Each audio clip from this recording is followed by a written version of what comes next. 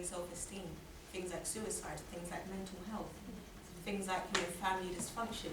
So he's still moving, and his goal hasn't changed. His goal is still to make us doubt who we are.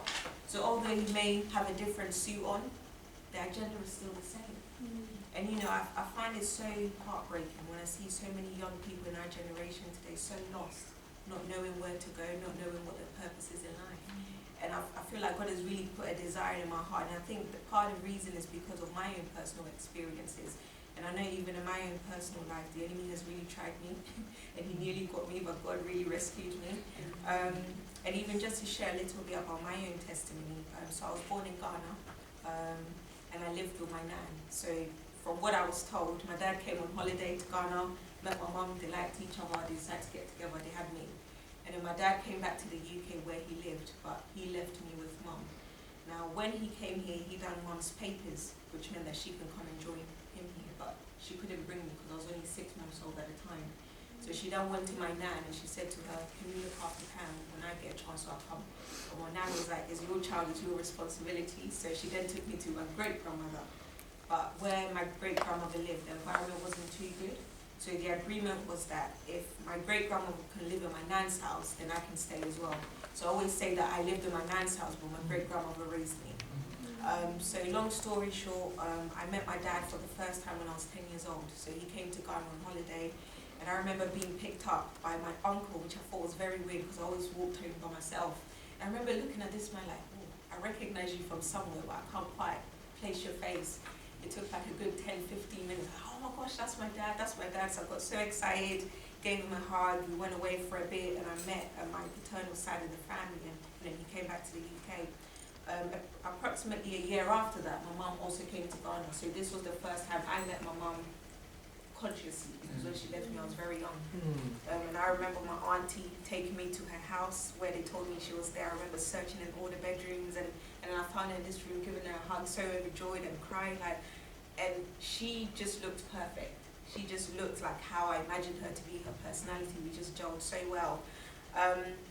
And long story short, she basically had to come back again, but she promised that she would get my passport sorted out, which obviously she did because I'm in the UK, and that she would bring me here. But I remember even before she left, we prayed, and when I was young, I had a really close relationship with God because of my RE teacher in school.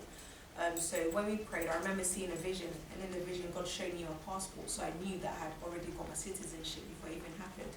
So anyway, long story short, not long after that, I came to the UK to join my family. But when I came here, my mum and dad were separated. And this is something that I knew even before I came. So I didn't feel any different about it because I didn't grow up with them. But my dad had remarried and had 2 children, and then my mum was also remarried and had 2 children. So when I came here, I lived with mum, and life was going really well. I still saw dad here and there because he was about 10 minutes away from where we lived. And things were going well, like, I was getting to know dad, what he liked, what he didn't like, and so on and so forth. I think one of the things that I found quite difficult to adjust to when I came here was sort of school and seeing the fact that teachers weren't allowed to hit the children. I was like, this is a bit odd. Apart from that, life was really good. But at some point down the line, my mom's relationship with my stepdad broke down. So this is basically what led to us moving to outside London.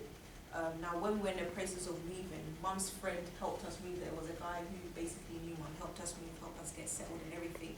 But when we got to outside London, they got in a relationship, and it was quite a serious one because he was around all the time. He didn't live with us, but he was always around all the time, and he almost became the father figure for me and my sisters.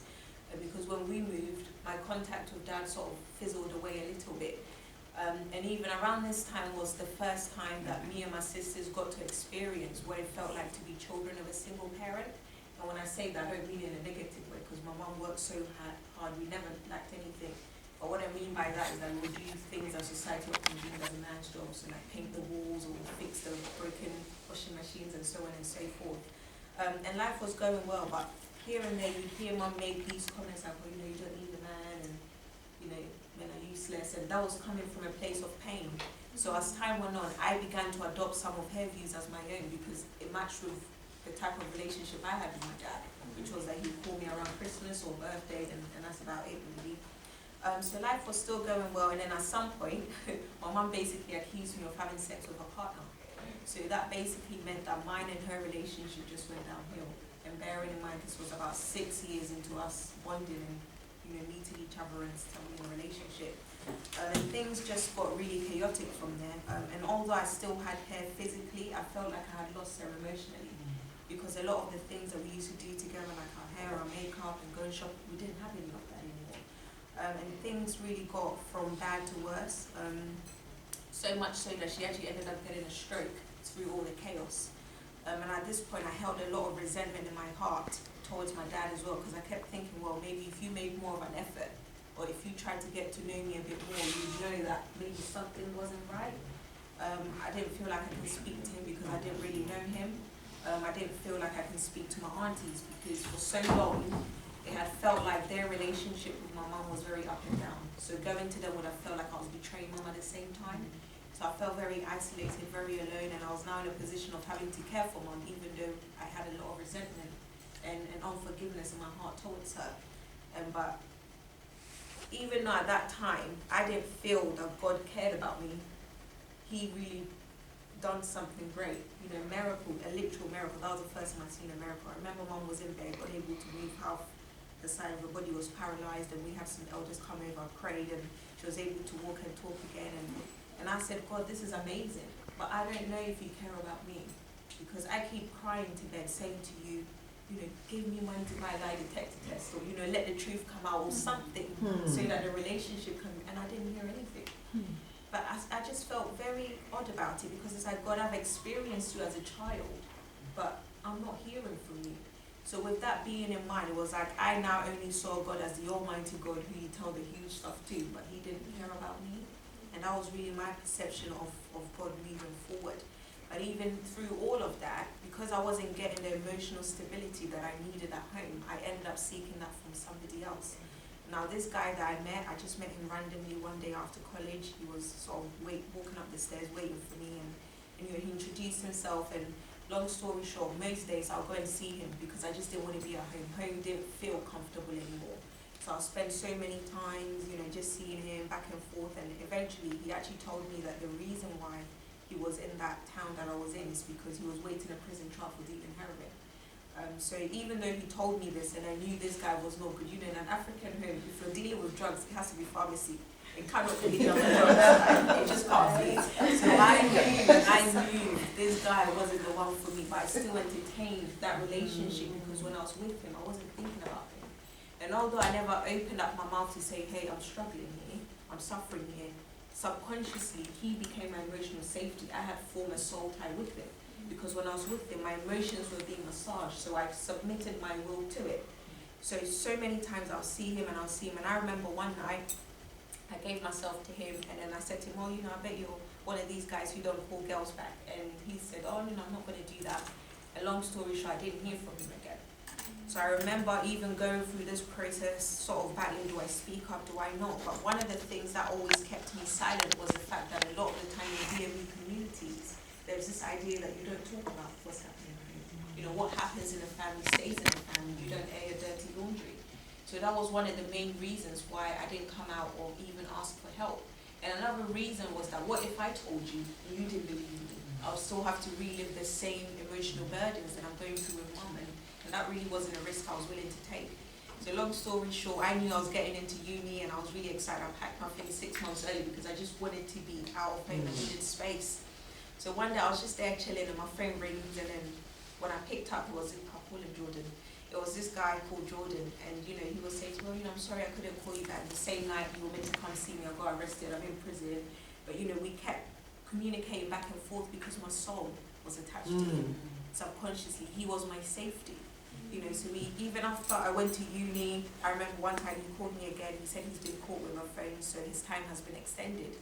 So I basically decided to move on, and I told him, and he was quite calm with that. So I met somebody else at uni. But this guy that I met, I knew him briefly before I started uni, so I met him where I lived. So when I went to uni, he was there, we started talking, and we decided to get in a relationship. But even when I was with him, he always had 2 phones. And straight away I thought, oh, is that another drug dealer? But he always denied it, so I just didn't really probe much. But again, with him, none of my friends ever knew. Uni was a fresh start for me. You don't know me, you don't know my history, you don't know anything about me. This is my space. And that's really how I stayed in uni moving forward. But I remember even with him, the relationship, when it was good, when it was bad, it was really bad. And I just remember one day, on the final day of our first year of uni, you do the freshers party and all that stuff. I was getting ready to go home and I had a knock on my door. And when I opened it, was 3 men. And I said, oh, who are you? They go, we're the police, we're looking for this guy. And in that moment, I'm thinking, what is he done? Is he a drug dealer? It goes through your head, has he killed somebody? Is he this? And basically, they didn't tell me what it was, but it basically came in my room, barging, looking for this guy. And he was 2 doors away from me. And I really felt like being petty because we had gotten into an argument the night before saying he's in there. But I thought, let me just protect this guy. So I didn't say anything. For a long story short, they left and they gave me a card and they said, if you find him or if you see him, let us know. And he came out eventually and I was trying to figure out what have you done, but I didn't get a response from him. So I remember both of us going home, texting each other back and forth. And I remember one day his phone was off, his social media, email, and the guy disappeared. Came to uni 2nd year, he wasn't there. 3rd year, he wasn't there. But the guy from prison came out. And I was now we're having this thing, do we want to be together, do we not want to be together? And although I had a soul tie to him, there was still that part of me, maybe it's now the Holy Spirit, now that I think about it, saying to me, actually, Pam, this is not the right guy for you. Because when I saw how upset my father was in my life, I kept thinking, well, I don't want you to be upset in my children's life, because if we get together, this is a long-term thing for me. And with you being upset, sometimes you call me, oh, where are you? Oh, sorry, I got stabbed. Like, just dramatic. That's not life. And it's like, I didn't want that absence in my children's father. But I still couldn't let it go because he came at a time where I felt so vulnerable. And even when I tried to go for other guys, I always attracted drug dealers and I didn't understand why. And my friends always used to tease me about it. And it wasn't until I got saved that God really started to speak to me about the impact soul ties has. I think a lot of the times, when your soul is tied to something, you feel it may just be that thing, but it actually has an influence in so many other areas in life. And it wasn't until I got saved that God really started to speak to me about that. But even when I went to uni, there were so many opportunities for me to get counselling, but it was again that thing, you can't air your dirty laundry. What happens stays in the family. And I kept it to myself. And that resentment and that anger and that unforgiveness was literally, it was eating me up. Some days I'll wake up and feel angry for no reason. I had issues with trusting people. I was overly independent. I know independence is good, but I think there should be a balance. I was overly independent, so much so that I felt I didn't need people. That resentment and unforgiveness towards my mum and my dad really, really influenced my identity.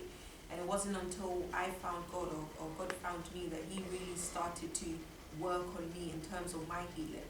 But some of you may be in here, maybe your story may not necessarily be one of a dysfunction relationship with your mom or unforgiveness. Maybe you've been raped, maybe you've been sexually abused, maybe it's mental health, but whatever it is, we can't deny that certain experiences in life can taint who we are as people. And it's not until, in order for you to be able to become whole again and move forward concerning the purpose that Christ has for you, first need to get your healing. And that healing, like Lisa rightly said, is a whole process. For me, it took 5 years of unforgiveness in my heart. I was holding on. I said no, because I couldn't just understand that forgiveness was for my benefit. Forgiveness benefits you, but often at times it feels like when you're doing it, you're letting somebody get away with something, but you're the one who's not sleeping. You're the one who's angry. The person is just living the best life. But that unforgiveness really tainted my identity. And God eventually led me to move back home, and then the healing process began, and like I said, it was a process. But even through all of that, there were 2 main things that God taught me about healing, which is now going into my next topic, which is that healing really is in 2 parts. There is a spiritual element of it, and then there's the earthly or physical element of it. It's good for you to pray in the spirit and dig to the root of the stuff. It's good for you to pray against the root of whatever it is that is holding you bondage and holding you down and frustrating your identity. However, even the Bible talks about how faith without corresponding actions is dead. You know, if you're believing in God for healing spiritually, there is some level of responsibility that you need to take concerning your healing as well. And that responsibility may look like getting counseling. It may look like, you know, like you said, speaking to somebody, having that trusted person. So I know sometimes, especially being Christians, we tend to always say, oh, no, it has to be God. And yes, God should be a part of it. But we need to understand that God has also given us a free will. And we need to cooperate with Him